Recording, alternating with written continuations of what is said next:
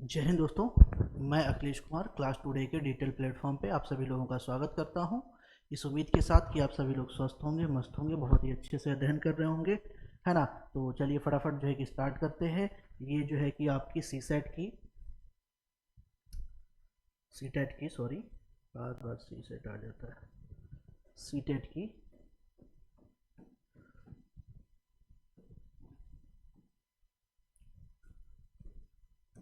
GS में आपकी polity की क्लास है, भारतीय संविधान, है ना।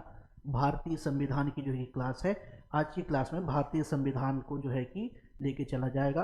बेसिकली ये जो आपका कंटेंट है, ये आपके सी टेट ओरिएंटेड या टेट ओरिएंटेड बोल लीजिए, या आपका जो है सुपर टेट ओरिएंटेड बोल लीजिए, ये वन लाइनर के आधार पे जो फटाफट जो है कि रैपिड फायर टाइप से जो है सॉरी ये चलता रहेगा, है ना। तो उसी हिसाब से ये कंटेंट है, उसी हिसाब से चलता रहेगा। साथ ही साथ कंटेंट के साथ साथ जो है कि आपका 30 30 जो है कि क्या है, प्रश्न है जो ऑलरेडी जो है कि पूछे गए हैं। ये आपके first paper and second paper दोनों में इक्वली जो है कि आपका काम करेगा। दोनों को क्वेश्चंस को मतलब कि आपका जो सीटेड फर्स्ट पेपर यानी कि 1 से 5 तक के लिए, और सीटेड सेकेंड पेपर आपका जो है कि 6 से 8 के लिए, दोनों का जो जीएस वाला कंटेंट है इसमें रखा गया है। तो इसमें chapter wise, topic wise 1 to 1 फटाफट रैपिड फायर टाइप से जो है कि चलते चले जाएंगे हम वन लाइनर बेस पे। बहुत ज़्यादा इधर उधर हम धक्का मुक्की ना करेंगे, सीधा सीधा उन्हीं टॉपिक्स की या उन्हीं लाइंस की, उन्हीं फैक्ट की बात करेंगे जो या तो एग्जाम्स में डायरेक्टली पूछा गया है या तो पूछे जाने की संभावना है। हम यहाँ पे एक तरीके से रैपिड फायर स्टाइल में जो है कि चलेंगे, ठीक है। तो फटाफट जो है कि बिना देर के स्टार्ट करते हैं आज की क्लास की। भारतीय संविधान, है ना, इंडियन कॉन्स्टिट्यूशन के बारे में बात करते हैं। बाय लैंग्वेज होगा, इंग्लिश और हिंदी में दोनों होगा। चलिए, तो भारतीय संविधान के कुछ क्या है महत्वपूर्ण तथ्यों की बात करते हैं। अब देखते हैं कि जगह जगह क्या होता है। जगह जगह भारत में आपको प्रोटेस्ट देखने को मिलते रहते हैं। जैसे अभी के टाइम में देख लीजिए, दिल्ली में किसान आंदोलन चल रहा है, अभी बिहार के गांधी मैदान में जो है कि बच्चों का आंदोलन चल रहा है ना। ऐसे ही अलग अलग आंदोलन, अभी कुछ दिन पहले बंगाल, वेस्ट बंगाल जो है ना, पश्चिमी बंगाल, वहाँ पे एक जो है कि रेप केस का इंसिडेंट हुआ था, वहाँ पे जो है कि प्रोटेस्ट चला बड़े लेवल पे। इसी तरीके से जो है कि निर्भया केस हुआ था दिल्ली में, उसमें जो है कि प्रोटेस्ट हुआ। तो ये जितने भी आपके मास प्रोटेस्ट होते हैं, है ना, ये एक्चुअली कॉन्स्टिट्यूशन में कौन से राइट के अंतर्गत आते हैं।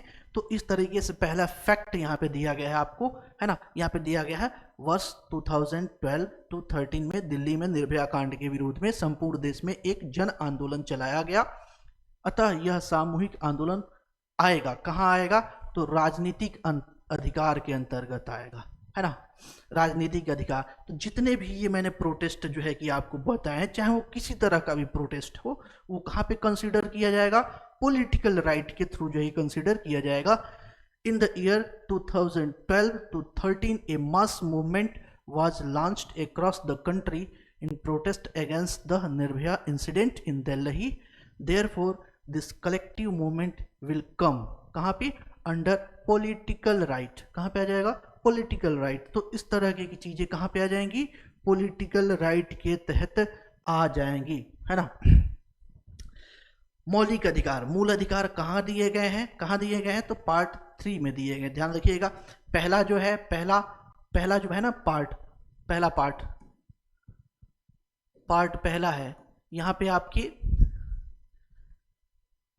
संघ एंड स्टेट के बारे में दिया गया है, यानी यूनियन एंड स्टेट के बारे में दिया गया है।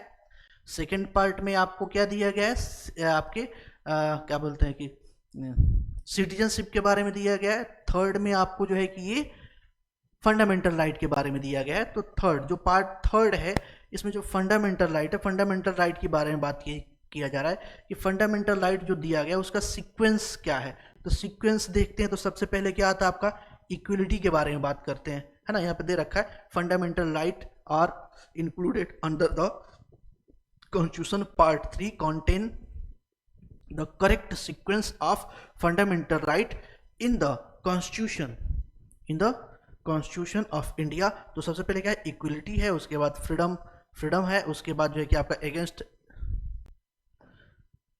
एक्सप्लॉयटेशन है, उसके बाद रिलीजियस फ्रीडम है। ये क्या है, इसका प्रॉपर सीक्वेंस है। अब बात करते हैं कि समानता का अधिकार, इक्वलिटी का है ना, इक्वलिटी का अधिकार कहाँ पे दिया गया है, तो ये दिया गया अनुच्छेद 14 से 18 में। कहाँ पे दिया गया है, 14 से 18 में। There is a provision of the right of equality in constitution in article 14 to 18, है ना, 14 से 18 में दिया गया, 14 से 18 में। यहाँ पे देखिए ये प्रॉपर जो है ना वो फैक्ट हैं जो सीधे सीधे आपको एग्जाम में पूछे गए हैं। ठीक है, हम उन्हीं पे बात कर रहे हैं, बहुत ज़्यादा डिटेल में बात नहीं कर रहे हैं। जब डिटेल जीएस की बात होगी तो अलग से क्लास चलेगी उसकी, तो वहाँ पर डिटेल जीएस की बात होगी, है ना। चलिए, विधि के समक्ष समता विधि के समक्ष समानता का प्रावधान भारत के संविधान में ग्रहण किया गया है। ये कहाँ से ग्रहण किया गया है, तो ब्रिटेन संविधान से ग्रहण किया गया है। The provision of equality before law has been adopted in the constitution of India from British constitution. अब देखिए, चूंकि भारत का जो संविधान है ना, भारत का संविधान को कहा जाता है क्या, उधार का थैला भी कहा जाता है। उधार का थैला क्यों कहा जाता है, क्योंकि भारत का जो संविधान है, जो संविधान सभा के लोग थे, वो विश्व के बहुत सारे संविधान का अध्ययन किए। अध्ययन करने के बाद उसमें से जो अच्छे और मेन प्रोविजन थे उनको जो है कि इंडियन कॉन्स्टिट्यूशन में एडॉप्ट किया गया, है ना, इसीलिए इसे उद्धार का थैला भी कहा जाता है। तो ये जो है कि इक्वलिटी वाला पार्ट कहाँ से लिया गया है, ब्रिटेन से लिया गया है। ठीक है, संविधान का अनुच्छेद जिसमें समानता प्रदान करने के लिए अस्पृश्यता या छुआछूत का अंत किया गया है, वो क्या है, article 17, article of the constitution in which untouchability है ना has been abolished to provide equality. कहाँ पे, आर्टिकल 17 में। आर्टिकल 17 में भेदभाव डिस्क्रिमिनेशन को खत्म करने की बात कहाँ पे की गई है, आर्टिकल 15 में। डिस्क्रिमिनेशन को खत्म करने की बात कहाँ पे की गई है, आर्टिकल 15 में की गई है ना। संवैधानिक उपचारों का अधिकार, है ना, कॉन्स्टिट्यूशनल रेमेडीज की बात करें तो कॉन्स्टिट्यूशनल रेमेडीज जब भी फंडामेंटल राइट का वॉयलेशन होता है, यानी कि जो भी हमें 6 फंडामेंटल राइट्स प्राप्त हैं कॉन्स्टिट्यूशन में हमें दिए गए हैं, अगर उनका कोई भी गवर्नमेंट इंस्टीट्यूशन या स्टेट इंस्टीट्यूशन वॉयलेशन करता है तो इस कंडीशन में हम उसके against high court and supreme court में सीधे जो है कि आपका जा सकते हैं। और ये जो है कि हमें मिलता है किसके अंतर्गत, संवैधानिक उपचार के अंतर्गत, है ना। ये है आपका, हाँ, संवैधानिक उपचार कॉन्स्टिट्यूशनल रेमेडीज के अंतर्गत ये आता है। सेम चीज यहाँ पे दिया गया है ना, राइट टू कॉन्स्टिट्यूशनल रेमेडीज। ठीक है, वे अधिकार जिनके पहले समाज स्वीकार करता है, फिर राज्य लागू करता है और संवैधानिक आधार होता है। मौलिक अधिकार 18 वर्ष से ऊपर के सभी नागरिकों को प्राप्त हैं। वो कौन सा अधिकार है, तो वह है सार्वभौमिक मताधिकार का अधिकार, सार्वभौमिक मताधिकार का अधिकार, है ना। Those right which are first accepted by the society and then implemented by the state and have a constitutional basis. Fundamental rights are available to all civilian above 18 years of age. इसे क्या बोलते हैं, universal adult voting right, universal adult voting right, यानी कि भारत के जितने भी लोग हैं जिनकी उम्र 18 वर्ष से ज़्यादा है ना, जिनकी भी उम्र 18 वर्ष से ज़्यादा है, उन सबको समानता के आधार पर, सिर्फ भारतीय नागरिक होने के आधार पर, 18 वर्ष की उम्र होने के आधार पर और कोई योग्यता नहीं है, उनको वोटिंग राइट दिया गया है। ये क्या है, वोटिंग राइट क्या है, एक पॉलिटिकल राइट है, ये भी याद रखिएगा। ये क्या है, एक पॉलिटिकल राइट है या राजनीतिक अधिकार है, राजनीतिक अधिकार है ना, क्या है, राजनीतिक अधिकार है ये, ठीक है। और एक चीज और याद रखिएगा,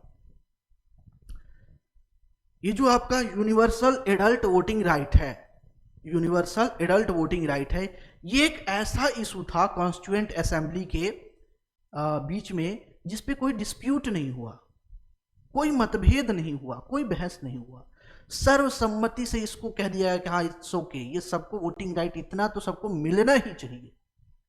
अगर स्वतंत्र भारत में हम एक समझदार नागरिक को वोटिंग राइट नहीं देखते हैं तो ये हमारे लिए क्या है, गलत है ना। तो सिर्फ एज और भारतीयता के आधार पे सबको वोटिंग राइट दे दिया गया, ठीक है।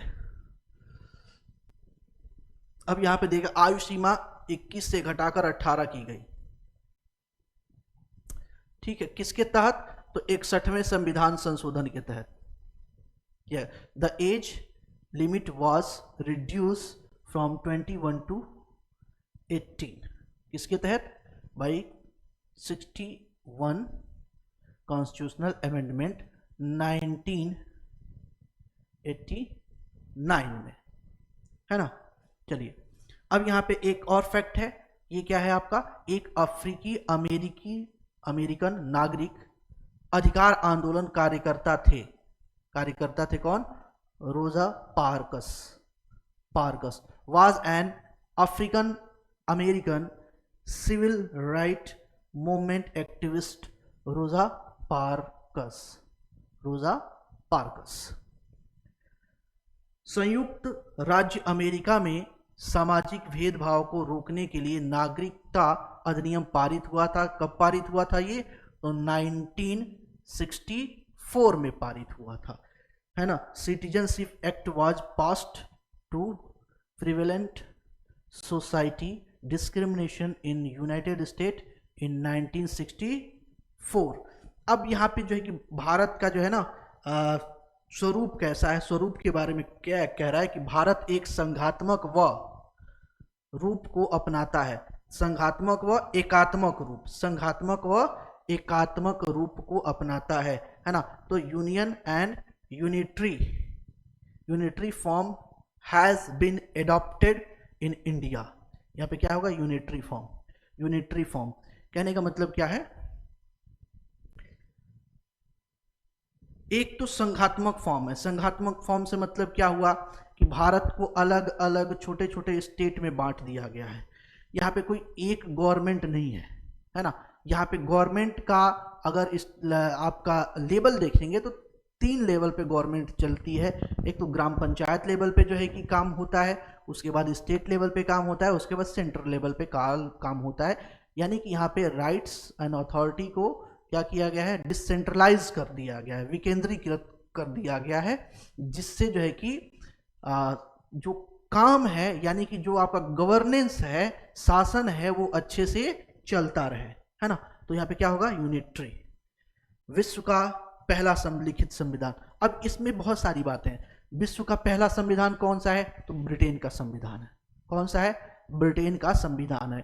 उसके बाद दूसरा प्रश्न पूछता है कि most flexible constitution of the world, most flexible constitution of the world यानी विश्व का सबसे लचीला संविधान कौन सा है, तो वो भी ब्रिटेन का है, ये भी याद रखिएगा।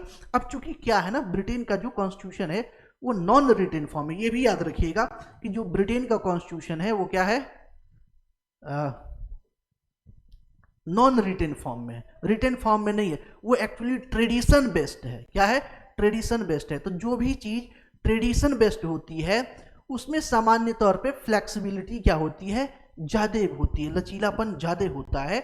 जबकि जो रिटन कॉन्स्टिट्यूशन है तो उसमें जो नियम कानून जो लिख दिया गया है वो लिख दिया गया है, उससे इधर बहुत ज्यादा हम इधर उधर भाग नहीं सकते, तो वो थोड़ा सा रिजिड हो जाता है, कठोर हो जाता है। अगर हम भारत की बारे में बात करें तो भारत का कॉन्स्टिट्यूशन जो है कि आपका ये फ्लेक्सिबल भी है और रिजिड भी है ना। कुछ कंडीशंस ऐसी आती हैं जिसमें भारत का जो कॉन्स्टिट्यूशन है यानी कि भारत का जो संविधान है वो आपका जो है कि फ्लेक्सिबिलिटी शो करता है, जबकि बहुत सारे कंडीशंस ऐसे आते हैं जिसमें रिजिड नेचर जो है कि शो होता है। वैसे ही विश्व का पहला रिटेन कॉन्स्टिट्यूशन बात करें तो अमेरिका का है, और जो है कि विश्व का सबसे बड़ा संविधान बात करें तो इंडिया का है। Most rigid constitution of the world बात करें, यानी कि विश्व का सबसे कठोरतम संविधान या कठोर संविधान की बात करें तो अमेरिका या स्विट्जरलैंड का है। तो इस तरीके से यहाँ पे फैक्ट आपको कुछ जो है कि प्रॉपर मिल जाएगा। एक चीज ये है कि कॉन्स्टिट्यूशन के जो है कि फादर ऑफ कॉन्स्टिट्यूशन कौन है, तो एरिस्टोटल है, यानी कि अरस्तु है। कौन है? अरस्तु है।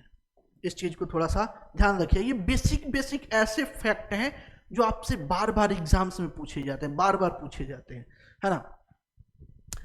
भारत के संविधान को क्या बोला जाता है? वकीलों का स्वर्ग बोला जाता है या उधार का थैला बोला जाता है? ये बहुत फेमस प्रश्न है, ट्रेडिशनल प्रश्न है, पूछा जाता है कि जो है कि वकीलों का स्वर्ग किसे कहते हैं, तो इंडियन कॉन्स्टिट्यूशन को कहते हैं। उधार का थैला किसे कहते हैं? इंडियन कॉन्स्टिट्यूशन को कहते हैं, है ना। चलिए, भारत का संविधान क्या है? जो है आपका फ्लेक्सिबल और रिजिड है ना। लिखित और संविधान लिखित और लिखित, यानी कि written form and non written form दोनों में हो सकता है। ये ऑलरेडी हम लोग देख चुके हैं, ठीक है। संविधान क्या है? तो संविधान जो है कि आपके रूल एंड रेगुलेशन का रिटेन कलेक्शन है। कॉन्स्टिट्यूशन क्या है? कॉन्स्टिट्यूशन क्या है? Collection of rule and regulation in written form. उसे क्या बोल देते हैं? कॉन्स्टिट्यूशन बोल देते हैं। सामान्य तौर पे नियम कानूनों का दस्तावेज जो होता है उसे बोल देते हैं, है ना। ये सारी चीजें हैं। नागरिकों के अधिकार व आदर्शों की रक्षा करना, शासन व्यवस्था के संचालन को तय करना एवं नागरिक समाज के आदर्शों की प्राप्ति, ये सभी उद्देश्य हैं। अब यहाँ पे किसकी किसकी बात की जा रही है? नागरिकों की अधिकार व आदर्शों की रक्षा करना, एक, शासन व्यवस्था के संचालन को तय करना एवं नागरिक समाज के आदर्शों की प्राप्ति, ये किसके उद्देश्य हैं? तो सब संविधान के, कॉन्स्टिट्यूशन के, है ना। Protecting the right and ideas of citizen, determining the functioning of the government system and achieving the ideas of civil society, these are all objective of the constitution. ये किसका है? ये कॉन्स्टिट्यूशन का सारा क्या है? ऑब्जेक्टिव है, ठीक है। संविधान का आधार किसे माना जाता है? तो कैबिनेट मिशन को माना। जो कैबिनेट मिशन है वो आया था कब? 1946 में कैबिनेट मिशन आया। एक्चुअली ये प्रॉपर देखेंगे ना तो ये आपका 24 मार्च 1946। अब इसी बेस पे आया, तो कैबिनेट में जो है कि मिशन के बेस पे ही भारत में कॉन्स्टिट्यूएंट असेंबली को क्या किया गया? गठन किया गया उसका, है ना, गठन किया गया। अब यहाँ पे देखेंगे तो इसका एक टेम्पररी चेयरपर्सन कौन थे? सच्चिदानंद सिन्हा थे। टेम्पररी चेयरपर्सन सच्चिदानंद सिन्हा। जबकि परमानेंट कौन थे? तो डॉक्टर राजेंद्र प्रसाद। कौन थे? डॉक्टर राजेंद्र प्रसाद इसके परमानेंट चेयरपर्सन हैं। सच्चिदानंद सिन्हा, ये सारी चीजें यहाँ पे लिख रखा है। भारत के संविधान का स्वरूप है क्या? राज्यों का संघ है, यूनियन ऑफ स्टेट है। The form of the constitution of India is A union of state, है ना। व्यवस्थापिका व के बीच परस्पर संबंध होता है, तो किसके बीच? कार्यपालिका। अब यहाँ पे देखेंगे तो जो सरकार है, सरकार के बेसिकली जो है जो सरकार यानी कि जो शासन है, शासन के 3 अंग जो है कि मुख्य रूप से हमें देखने को मिलते हैं। एक तो हमें मिलता है क्या?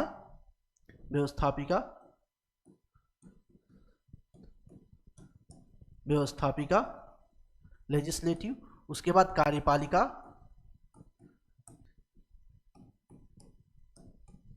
कार्यपालिका या एग्जीक्यूटिव बॉडी इसे बोलते हैं, और तीसरा है आपका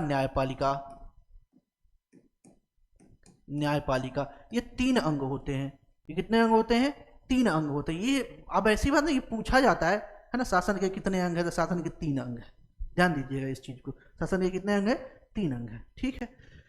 कार्यपालिका सामूहिक रूप से उत्तरदायित्व होती है, यानी कि जो आपका एग्जीक्यूटिव बॉडी है, एग्जीक्यूटिव बॉडी किसके लिए रिस्पॉन्सिबल होता है, किसके प्रति रिस्पॉन्सिबल होता है, तो ये आपका जो है कि लेजिस्लेटिव के प्रति क्या होता है, आपके लेजिस्लेटिव के प्रति टू द लेजिस्लेटिव, ये क्या होता है, रिस्पॉन्सिबल होता है ना।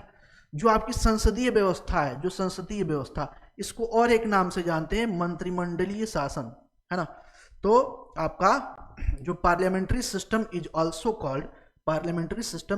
Called ministerial system of government. क्या बोलते हैं, मिनिस्ट्रियल सिस्टम ऑफ गवर्नमेंट। लघु संविधान किसे बोला जाता है, तो जो आपका ये ये जो 42वां संविधान संशोधन होता है, 42वां संविधान संशोधन, वो क्या बोलते हैं, मिनी कॉन्स्टिट्यूशन। इसके बाद बात करते हैं, तो ये देखेंगे आपका धर्मनिरपेक्षता या पंथ निरपेक्षता का अर्थ ये है कि जो राज्य है वो राज्य किसी भी धर्म या समुदाय या पंथ को नहीं अपनाएगा, किसी एक को प्रमोट नहीं करेगा, सबके लिए क्या होगा, एक बराबर होगा। यहां पे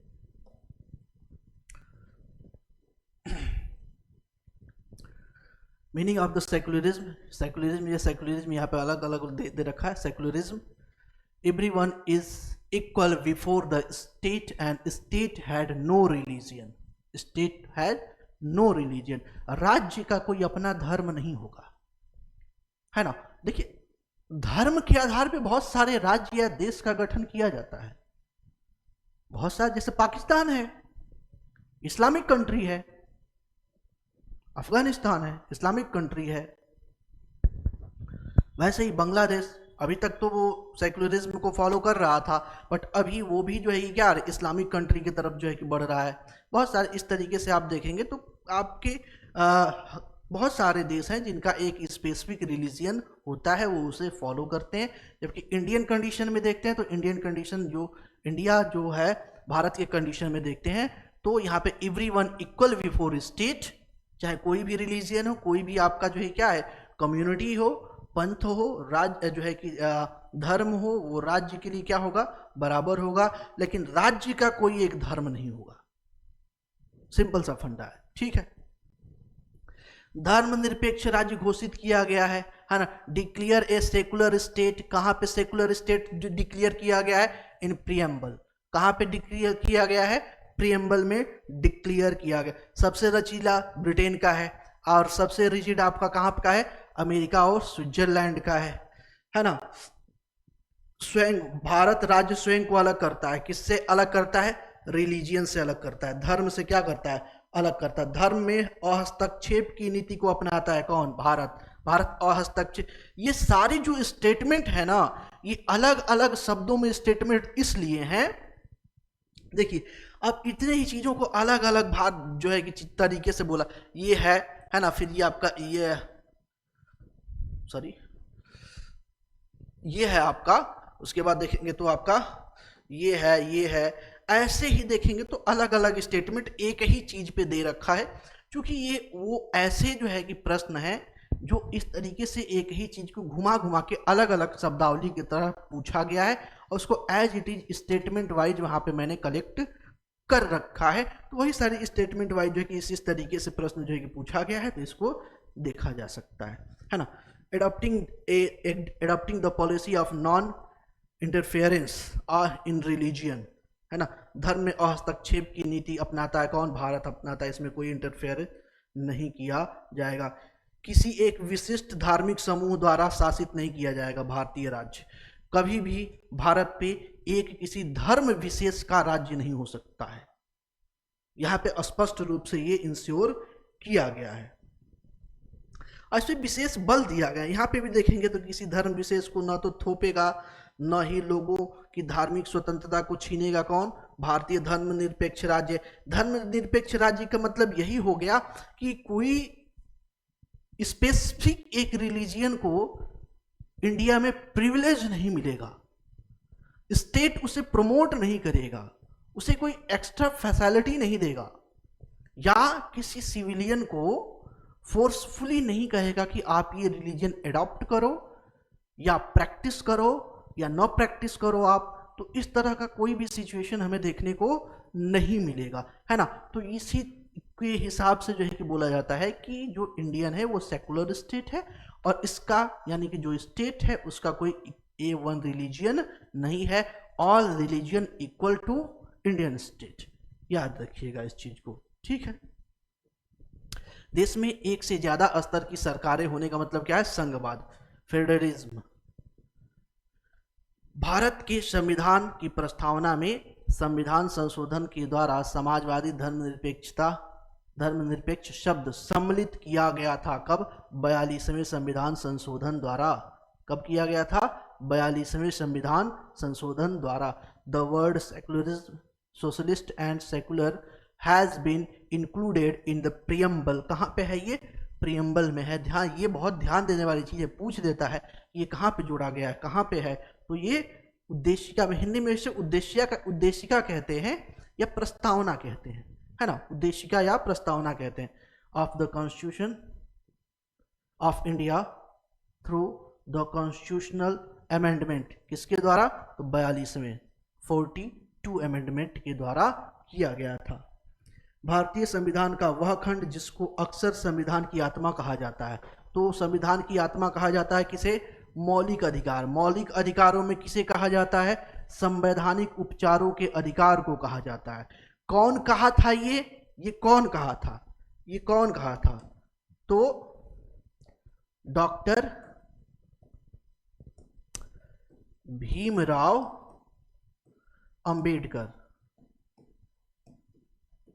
अंबेडकर जी ने कहा था, ठीक है। तो मौलिक अधिकारों या उपचारों के अधिकार की बात करेंगे तो कौन कहा था? ये कौन कहा था? तो ये कहे थे अंबेडकर जी कहे थे।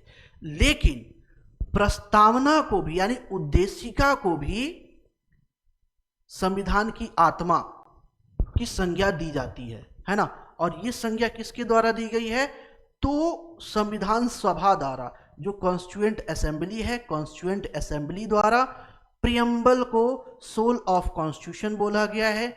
जबकि according to Bhimrao Ambedkar fundamental right is the soul of constitution, और फंडामेंटल राइट में राइट ऑफ रेमेडीज, है ना। राइट ऑफ रेमेडीज का जो है कॉन्सेप्ट जो है कि वो आपका यहाँ पे देखने को मिलता है। भारत का संविधान सबसे क्या है? बड़ा है। ये सारी चीजें यहाँ पे अनेक देशों को प्रावधानों से दिया गया। भारतीय संविधान अलग अलग देशों से जो है कि मिला के बनाया गया है, ये ऑलरेडी मैंने आपको बता दिया, इसीलिए इसे उतार का फायदा कहा जाता है, ठीक है। भारत की संसदीय प्रणाली कार्य करती है बहुमत की जीत के सिद्धांत पर, है ना। On the principle of majority victory, है ना। देख, जब भी गवर्नमेंट जो है कि इलेक्शन होता है तो देख मेजॉरिटी में कौन है, मेजॉरिटी में कौन है, किसके पास इतना जो है कि संख्या बल है कि वो सरकार बना सकता है। और अगर इस सिचुएशन में कोई भी पार्टी नहीं है जिसके पास प्रॉपर नंबर्स हैं जो आप जो है कि अपना गवर्नमेंट स्टेब्लिश करे, या तो आप स्टेट जो है कि ऐसे जो है कि बात करें, स्टेट में बात करें या फिर सेंट्रल में बात करें, अगर आपके पास प्रॉपर नंबर नहीं है तो फिर अलायंस की गवर्नमेंट बनती है, गठबंधन की सरकार बनती है ना। चलिए ठीक है। संविधान सभा की पहली बैठक कब हुई थी, कहाँ हुई थी, है ना। तो ये हुई थी आपकी 9 दिसंबर 1946 में हुई थी, दिल्ली के काउंसिल चैम्बर में हुई थी, 11 बजे AM में हुई थी पहली बैठक, और 207 लोग इसमें शामिल हुए थे। ध्यान रखिएगा, ये पूछा जाता है कितने लोग शामिल हुए, तो 207 लोग शामिल हुए थे, ठीक है। चलिए, When was the first meeting of the Constituent Assembly held? तो 9 दिसंबर 1946, ठीक है। संविधान निर्माण में लगा समय, संविधान समय में कितना समय लगा, तो 2 वर्ष 11 महीने 18 दिन, 2 years 11 month 18 days का जो है कि टाइम लगा था किसमें, संविधान बनाने में।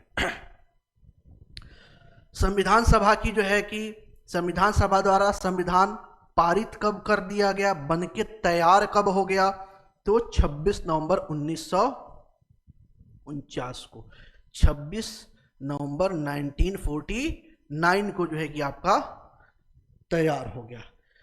न्यायालय द्वारा परिवर्तित नहीं किया जा सकता है। क्या? प्रियम्बल में कोई भी परिवर्तन नहीं लाया जा सकता है। सामान्य तौर पे जो कॉन्स्टिट्यूशन है, जो संविधान है, संविधान में जो अमेंडमेंट या संशोधन या बदलाव का जो कार्य है वो किसका है? लेजिस्लेटिव का है। लेजिस्लेटिव का है, तो उसमें जुडिशरी का कोई रोल नहीं हमें देखने को मिलता है, ये चीज याद रखिएगा, है ना। समाजवादी, पंथनिरपेक्ष, राज्य की अखंडता, ये तीन जोड़ा गया था। कब जोड़ा गया था? 42वें संविधान संशोधन द्वारा 1976 में, 1976 में जोड़ा गया था। इस चीज को याद रखिएगा। Socialist secular integrity of the nation add by 42 amendment 1976, 1976। अच्छा, संविधान का निर्माण किस आधार पे होता है? मुख्य रूप से, यानी कि अगर हम बात करें कि संविधान जो बना, तो संविधान बना, तो संविधान बनने में जो संविधान का मुख्य बेस या अधिनियम, जिस बेस पे संविधान बना मुख्य, तो वो है आपका भारत शासन अधिनियम 1935। इसमें से सीधे सीधे बहुत सारे जो आपके नियम कानून हैं, जो एक्ट हैं, आर्टिकल्स हैं, सीधे सीधे यहां से इंपोर्ट कर लिए गए और इंपोर्ट करके वहां पे बना दिया गया। तो बेसिकली बेस कह लीजिए का क्या है? भारत शासन अधिनियम 1935, 1935, गवर्नमेंट ऑफ इंडियन एक्ट 1935, ये जो है कि देखने को मिलता है।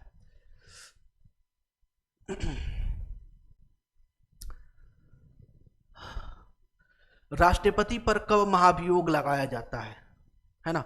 When can the president be impeached, यानी कि इम्पीचमेंट जो है कि प्रेसिडेंट पे कब आएगा, महाअभियोग कब लगाया जाएगा। तो इसमें प्रेसिडेंट के ऊपर महाभियोग लाने की, यानी कि इम्पीचमेंट लाने की दो कंडीशंस होती हैं। एक को तो कंडीशन ये होता है on the violating of constitution, और दूसरा होता है कदाचार।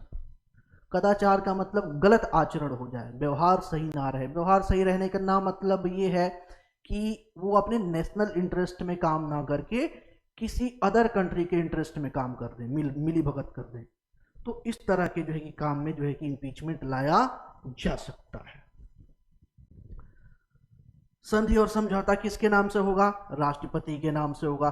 कोई भी, जैसे आपके घर में शादी पड़े, है ना, आपके घर में, हमारे घर में, किसी घर में जब शादी विवाह पड़ता है, कोई फंक्शन पड़ता है, तो जो कार्ड वितरण होता है, तो हमारे जो घर के सबसे बड़े बुजुर्ग होते हैं उनका नाम सबसे पहले लिखा जाता है, उन्हीं के बेस पे सारी चीजें होती है। वैसे ही हमारे देश के बड़े बुजुर्ग हैं कौन? राष्ट्रपति साहब। इनका कोई बहुत ज्यादा रोल नहीं है, बहुत ज्यादा काम नहीं, चुपचाप जो है कि आपका रायसीना हिल्स जो है कि है वहां पे बैठे रहते हैं चुपचाप। यानी कि जो राष्ट्रपति भवन है, राष्ट्रपति भवन का क्या नाम है? रायसीना हिल।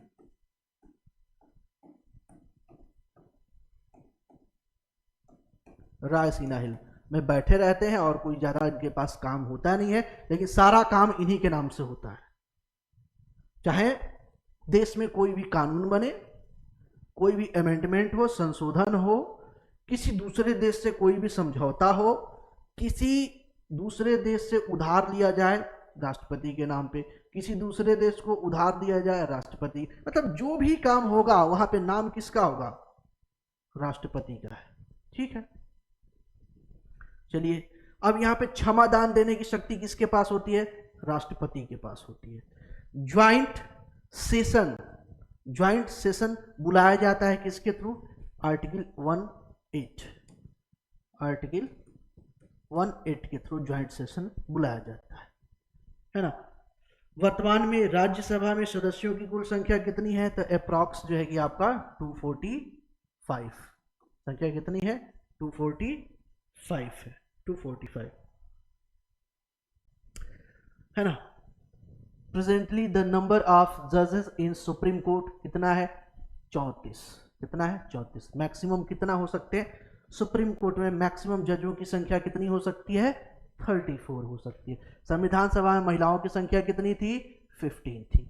तो ये तो था आज का क्या, ये तो था आज का आपका कंटेंट। अब इसके बाद जो है कि आपके बेसिकली जो आपके प्रश्न हैं वो प्रश्न है, फटाफट जो है कि उसको स्टार्ट कर लेते हैं। और जो चीजें आज हमने देखा है ना, अच्छा ये भी थोड़ा सा कंटेंट रह गया, इसको भी फटाफट देख लेते हैं। अब ये जो है कुछ कमेटियां हैं, जो बनी थी कब, जब संविधान सभा बना था उसी समय, और ये उनके चेयरपर्सन है। फटाफट देख लेते हैं, इसमें से 2 ही 3 है जो बहुत ज़्यादा इंपॉर्टेंट है, जो पूछी जाती है, लेकिन जब कंपटीशन लेवल पे जाते हैं तो यहाँ पे और भी समितियां जो है पूछी जाती हैं, जैसे संचालन समिति हो गया, स्ट्रिंग कमेटी हो गया, राजेंद्र प्रसाद हो गया, है ना। उसके बाद राष्ट्र ध्वज संबंधी तदर्थ कमेटी यानी कि ad hoc committee on national flag, Rajendra Prasad. अल्पसंख्यक उपसमिति minority sub committee, Rajendra Prasad. Drafting committee Bhimrao Ambedkar. Union power committee, union power committee Pandit Jawaharlal Nehru. Union power committee Pandit Jawaharlal Nehru. संघीय संविधान समिति federal constitutional committee Jawaharlal Nehru. मौलिक अधिकार एवं अल्पसंख्यक संबंधी परामर्श समिति consultative committee on fundamental right and minority Sardar Vallabh Bhai Patel. प्रांतीय संविधान समिति provincial constituent assembly constitutional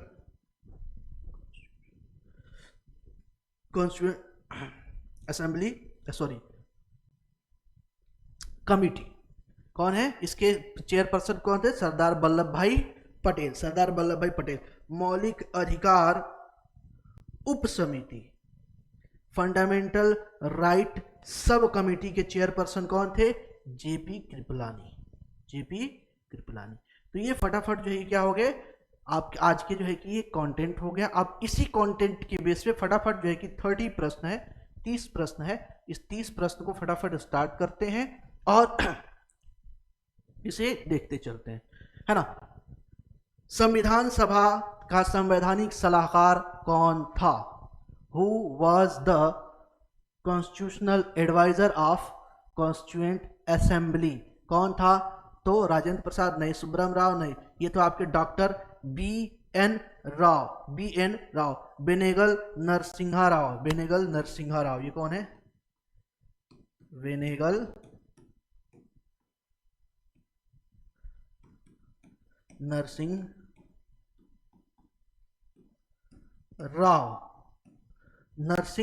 Rao, ये Benegal Narasimha Rao, doctor B N Rao. ये ऑप्शन नंबर क्या है इसका? करेक्ट है। आगे बात करते हैं, निम्नलिखित में से कौन भारत की संविधान सभा में मसौदा समिति का अध्यक्ष, यानी ड्राफ्टिंग कमेटी की बात की जा रही है।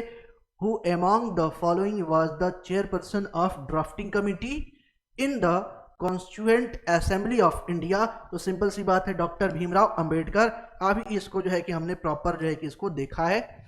निम्नलिखित में से कौन भारत की संविधान सभा का अध्यक्ष था? कौन था?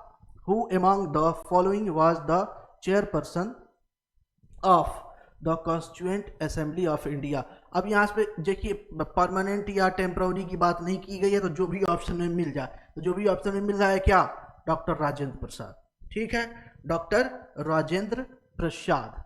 नेक्स्ट जो है क्वेश्चन हो गया आपका, निम्नलिखित में से कौन सा भारत का एकमात्र जो है कि गवर्नर जनरल, आप ये भी कह सकते हैं कि स्वतंत्र भारत का पहला और अंतिम गवर्नर जनरल, स्वतंत्र भारत का पहला और अंतिम भारतीय गवर्नर जनरल कौन था?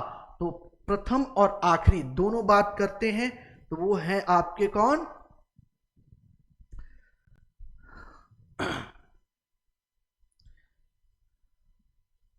सी रामगोपालाचारी। कौन है? सी रामगोपालाचारी। ये जो है कि आपके स्वतंत्र भारत के पहले और आखिरी भारतीय गवर्नर जनरल थे। याद रखिएगा इस चीज को, ये बहुत फेमस क्वेश्चन है, बहुत पूछा जाता है। भारत का संविधान कब अपनाया गया था? अपनाया कब गया था? तो अपनाया कब गया था, यानी कि लागू कब किया गया था? तो लागू किया गया था 26 जनवरी 1950 को। कब अपनाया गया था? 26 जनवरी 1950 को, है ना। हाँ, अपनाया गया था। और पारित कब हुआ था? तो पारित की बात करेंगे तो ये हो जाएगा 49। पारित की अगर हम बात कर देंगे तो क्या हो जाएगा? 49। अपनाया कब गया था? लागू। ठीक है, चलिए आगे चलते हैं। नेक्स्ट, भारत के संविधान में निम्नलिखित में से किसका उल्लेख नहीं किया गया है ना? विच of the following is not mention in the constitution of India? राज्यों और केंद्र शासित प्रदेशों के नाम बिल्कुल मेंशन किया गया है, सरकार का ढांचा बिल्कुल, स्ट्रक्चर ऑफ गवर्नमेंट मेंशन किया गया है,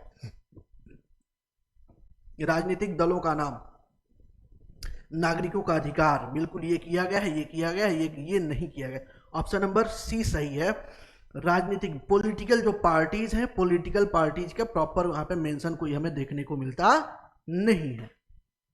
ठीक है, अब इस क्रम में आगे बात करते हैं। भारत के संविधान के अनुसार निम्नलिखित में से कौन सा मौलिक अधिकार नहीं है? मौलिक अधिकार नहीं, according to the constitution of India which of the following is not a fundamental right? Not fundamental right, पहले 7 फंडामेंटल राइट थे, अभी 6 फंडामेंटल राइट है। एक जो कम हो गया वही बार बार पूछता है, और वो है क्या? संविधान, संपत्ति का अधिकार। संपत्ति का अधिकार आपका फंडामेंटल राइट अब नहीं है, इसे हटा दिया गया है, पहले ये फंडामेंटल राइट था।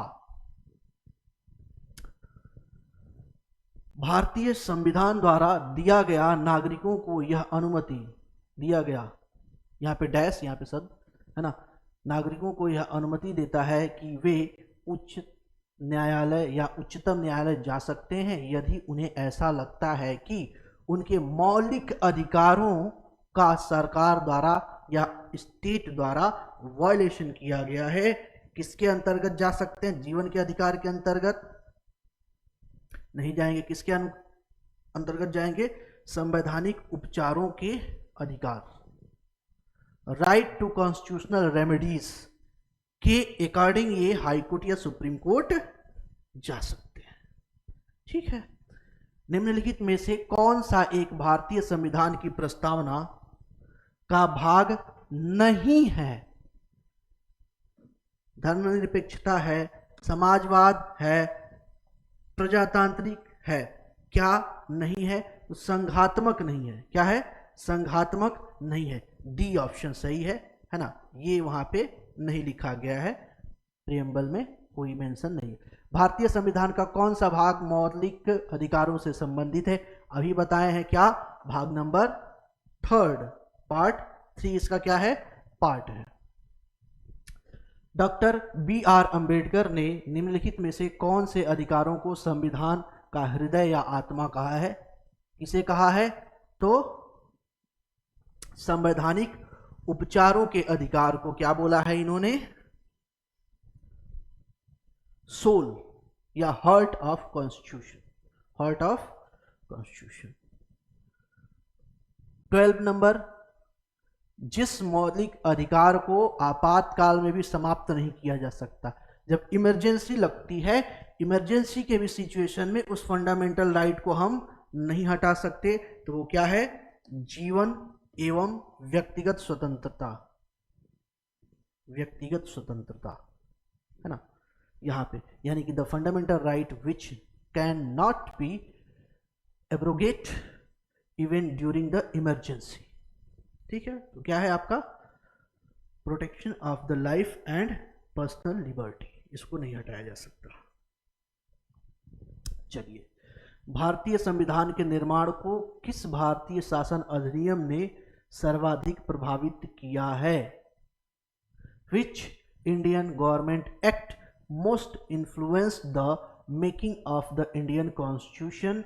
तो अभी मैंने जो है कि जब बता रहा था तो वहां पे मैंने बताया कि जो बेस जो है कि है, जो इंडियन कॉन्स्टिट्यूशन का बेस बनाया गया, जिसमें मैक्सिमम आपके आर्टिकल्स या रूल रेगुलेशन को एडॉप्ट कर लिया गया, वो किससे एडॉप्ट किया गया? भारतीय शासन अधिनियम 1935, इंडियन गवर्नमेंट एक्ट 1935 से इसको क्या किया गया? एडॉप्ट कर लिया गया। ठीक है, इसके अलावा देखते हैं संविधान सभा का प्रथम अधिवेशन कब होता है ना? फर्स्ट सेशन जो है कि कब हुआ? The first session of the constituent assembly took place, कहां पे जो है कि, या कब हुआ? हाँ, कब हुआ यहाँ पे? तो ये देखते हैं आपका 9 दिसंबर 1946 को जो है कि ये दिल्ली में पहली मीटिंग होती है। अभी मैंने बताया 11 AM को दिल्ली के सेंट्रल हॉल में, है ना, सेंट्रल हॉल में जो है कि वहां पे ये किया जाता है, जिसमें 207 मेंबर क्या होते हैं, अवेलेबल होते हैं। ठीक है, ये हमें देखने को मिलता है। भारत का संविधान भारत को किस रूप में इंगित करता है? How does the constitution of India represent India? Bharat को कैसे, तो क्या कहता है, यूनियन ऑफ स्टेट के रूप में, यूनियन ऑफ स्टेट के रूप में रिप्रेजेंट करता है। इसके रूप में यूनियन ऑफ स्टेट। अब ये थोड़ा सा बड़ा प्रश्न है, और देखिए बड़ा प्रश्न है तो देख के डरिएगा नहीं, डरने का नहीं है ना, डरने की जरूरत नहीं है, इसको ऐसे जाके पढ़िए, बहुत आसान सा प्रश्न होगा। भारतीय संविधान के अनुसार भारतीय धर्मनिरपेक्ष राज्य के बारे में निम्नलिखित कथनों में से कौन सा कथन गलत है? ये ध्यान देने वाली बात है, गलत कौन सा है? Which of the following statement about Indian secular state according to the Indian constitution is incorrect? Incorrect कौन सा है? राज्य सरकारी संस्थानों को धर्म विशिष्ट मूल्य को प्रदर्शित और प्रोन्नत करने की अनुमति प्रदान करता है। यही पहली लाइन, यही नहीं करता है, यही गलत हो गया। यही क्या हो गया? गलत हो गया। The state allow the government institution to display and promote religious specific values. नहीं, यही तो बात है, स्टेट किसी भी तरीके से रिलीजियस मैटर में इंटरफेयर नहीं करेगा, है ना। यही तो क्या हो गया? गलत। ऑप्शन नंबर ए तो पहला ही है, बिल्कुल सिर्फ बड़ा देखने में लग रहा है। आगे चलते हैं 17 नंबर। संविधान के अनुसार राज्य के कितने अंग हैं, यानी कि शासन में जो है कितने अंग द्वारा किया जाता है? तो 3। अभी मैंने बताया, है ना, व्यवस्थापिका, है ना, या विधायिका कह लीजिए, कार्यपालिका और न्यायपालिका। 3 अंग यहाँ पे देखने को मिलता है। संविधान सभा किसके अंतर्गत स्थापित की गई थी? तो कैबिनेट मिशन के अंतर्गत स्थापित की गई थी। किसके अंतर्गत जो है कि की गई थी? तो कैबिनेट मिशन के अंतर्गत, जो है ना बताया ना, 24 मार्च 1946 में जो है कि ये की गई थी। ठीक है, ऑलरेडी ये सारी चीजें हम लोग देख चुके हैं। भारत को गणराज्य कब घोषित किया गया? When was the India declare A Republic? कब किया गया? तो 26 जनवरी 1950 को। 26 जनवरी 1950 को। संविधान सभा के प्रारूप समिति के अध्यक्ष कौन थे? प्रारूप ड्राफ्टिंग कमेटी के अध्यक्ष कौन थे? तो भीमराव अंबेडकर। अभी ये प्रश्न जो है घुमा के पूछा गया, उधर जो है कि यही प्रश्न था लेकिन वो अलग तरीके से था, है ना। संविधान के किस संशोधन द्वारा वयस्क मताधिकार के लिए वयस्कता की उम्र 21 से 18 की गई? किसके द्वारा की गई? तो अभी हमने देखा, by which amendment of constitution the age of majority of adult franchise was reduced from 21 to 18 years। तो किसके द्वारा किया गया था? 61वां संविधान संशोधन द्वारा 1989 में। भारत के संविधान की प्रस्तावना में किस संविधान संशोधन के द्वारा समाजवादी पंथ निरपेक्ष शब्द को सम्मिलित किया गया था? तो 42वां संविधान संशोधन द्वारा। इसको हमने देखा क्या? 42वां संविधान संशोधन द्वारा। और कब किया गया था? तो 1976 में किया गया था। 1976 में किया गया था, है ना। चलिए, निम्न में से किसका प्रावधान शिक्षा का अधिकार अधिनियम में नहीं किया गया है? शिक्षा के अधिकार अधिनियम में किसका प्रावधान नहीं किया गया है? Which of the following provision was not made in the right to education act, ठीक है।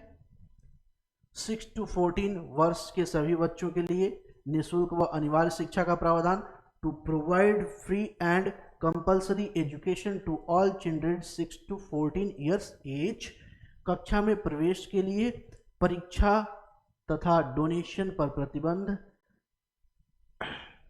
Ban on examination and donation for admission to class, बच्चों को रोजगार की गारंटी। हाँ, ये रोजगार की गारंटी की बात नहीं की गई।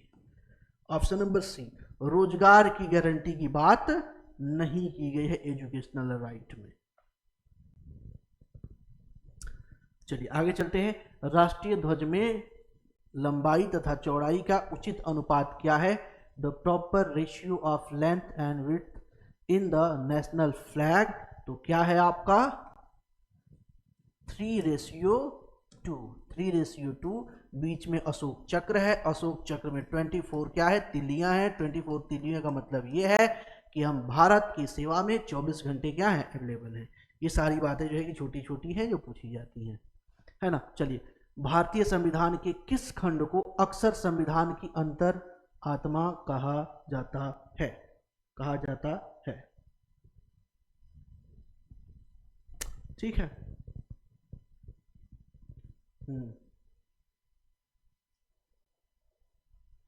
अब यहां पे ऑप्शन कौन सा हो जाएगा आपका? संविधान की प्रस्तावना। प्रस्तावना, प्रस्तावना। अगर प्रस्तावना नहीं होता तो ऑप्शन बी करेक्ट हो जाता, है ना। ज्यादा करेक्ट कौन सा है? संविधान की प्रस्तावना, ऑप्शन नंबर डी। नेक्स्ट, भारतीय संविधान की 8वीं अनुसूची में कितनी भाषाओं को अधिसूचित किया गया है?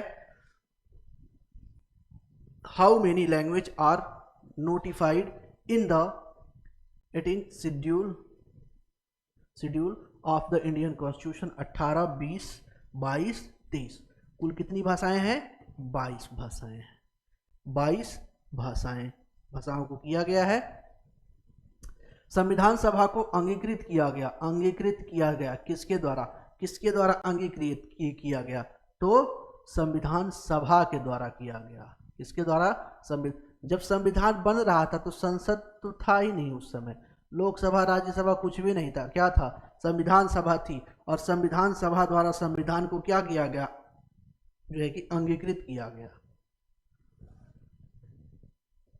एडॉप्ट, ठीक है। पंथ निरपेक्ष शब्दावली जिसके बाद जोड़ा गया का उल्लेख भारतीय संविधान के किस भाग में किया गया है ना? पंथ निरपेक्ष, धर्म निरपेक्ष, समाजवादी, इसकी बात की गई है तो कहाँ पे की गई है? मौलिक अधिकारों में नहीं, नीति निर्देशक तत्वों में नहीं, प्रस्तावना में, हाँ यस, प्रस्तावना में किया गया है। कहाँ पे किया गया है? In preamble. The terminology secular and secular which was added later is mention in which part of the Indian constitution? तो आपका प्रियम्बल में किया गया है, प्रियम्बल में किया गया है। नेक्स्ट, जब सरकार का ऐसी रीतियों से सामना होता है जो कानून की दृष्टि से भिन्न होती हैं तो इन्हें व्यवहारिक रूप के अंतर्गत रखा जाता है। यह रिवाज की परिभाषा है। रिवाज, अब रिवाज की परिभाषा क्या है? यहाँ पे पूछा जा रहा है रिवाज की परिभाषा क्या है ना। When the government is faced with customs that are the odd with the law, they are brought under the common law. Here is the definition of custom. अब custom की definition क्या है? ऐसी रीति जो चिरकाल से चलन में है ना। Such customs which have been practiced since time इमोर्टियल, यानी कि प्राचीन काल से चला आ रहा है। तो इस यही तो पहला ही तो है, यानी कि ऐसी प्रथा जो बहुत प्राचीन काल से चली आ रही है उसे ही हम क्या कहते हैं? रीति रिवाज के अंतर्गत रख देते हैं। तो क्या हो जाएगा आपका? ए नंबर हो जाएगा। आज की जो क्लास का अंतिम जो है कि प्रश्न और संविधान, यह संविधान भारतीय संविधान की कौन सी विशेषता नहीं है? Which is not A feature of Indian constitution? प्रजातांत्रिक पद्धति, है ना। डेमोक्रेटिक सिस्टम है नहीं है। मूल अधिकार एवं कर्तव्य, हाँ बिल्कुल है। प्रत्येक नागरिक को रोजगार की सुरक्षा, यही तो नहीं है, सी ही तो नहीं है, सी ही तो नहीं है, इसकी कोई विशेषता थोड़ी है। अब कॉन्स्टिट्यूशन में ये थोड़ी लिखा गया है कि हम हर एक नागरिक को क्या करेंगे, रोजगार देंगे, ऐसा कुछ नहीं कर, ऐसा कुछ नहीं लिखा गया है ना। तो ये सारी बातें यहाँ पे जो है कि हो गई। आज के क्लास का ये लास्ट प्रश्न था, ठीक है। तो आज के क्लास में इतना ही रहने देते हैं, मिलते हैं आपसे नेक्स्ट क्लास में। आज के लिए धन्यवाद।